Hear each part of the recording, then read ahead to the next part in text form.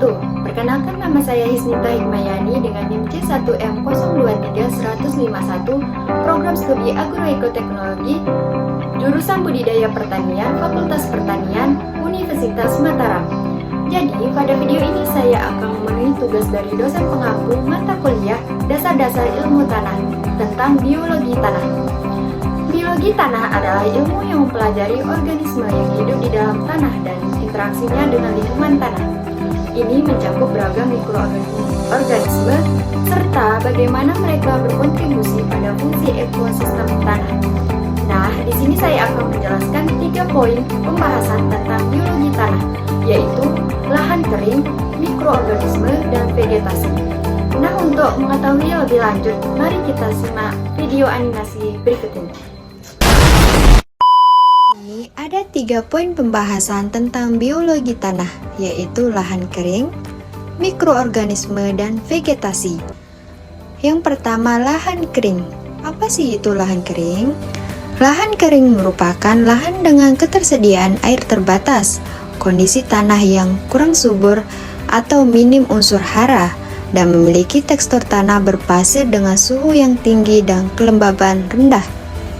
Pertanian lahan kering terjadi di daerah dengan ketersediaan air yang sangat terbatas, seperti Lombok Timur bagian selatan, lebih tepatnya di Kecamatan Jeruwaru, yang dimana memiliki lahan kering yang disebabkan oleh minimnya curah hujan dan pengairan yang terbatas di daerah tersebut. Sehingga tanaman yang cocok ditanami di lahan tersebut hanya tanaman jagung.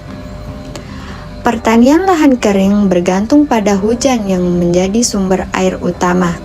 Beberapa jenis tanaman yang bisa ditanam di lahan kering adalah seperti cabai, tanaman palawija, terong-terongan, ubi-ubian, kacang-kacangan, tanaman hortikultura, pohon buah-buahan, dan tanaman hias.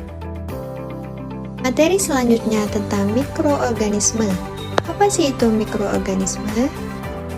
Mikroorganisme adalah organisme kecil yang hanya dapat dilihat dengan mikroskop.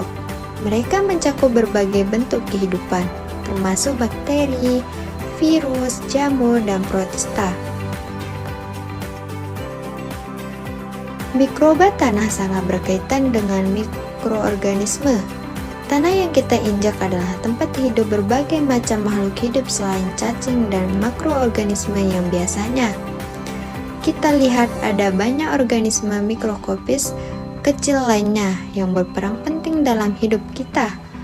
Organisme mikroskopis ini dikenal sebagai mikroba tanah yang membantu untuk menyimpan nutrisi penting ke dalam tanah yang dibutuhkan ke semua tanah untuk tumbuh.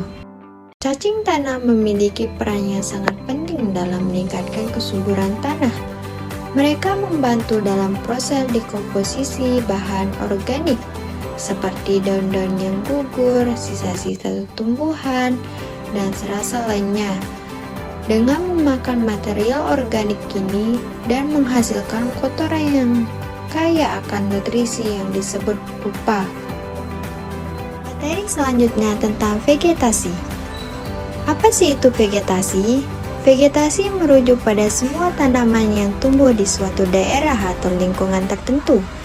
Ini mencakup semua jenis tumbuhan seperti pohon, semak, rumput, lumut, dan ganggang, serta interaksi mereka dengan lingkungan sekitarnya. Selanjutnya tentang lahan produktivitas. Lahan produktivitas adalah konsep yang mengacu pada tingkat efisiensi dan efektivitas penggunaan lahan untuk menghasilkan hasil atau output tertentu seperti produk pertanian, peternakan, dan kehutanan.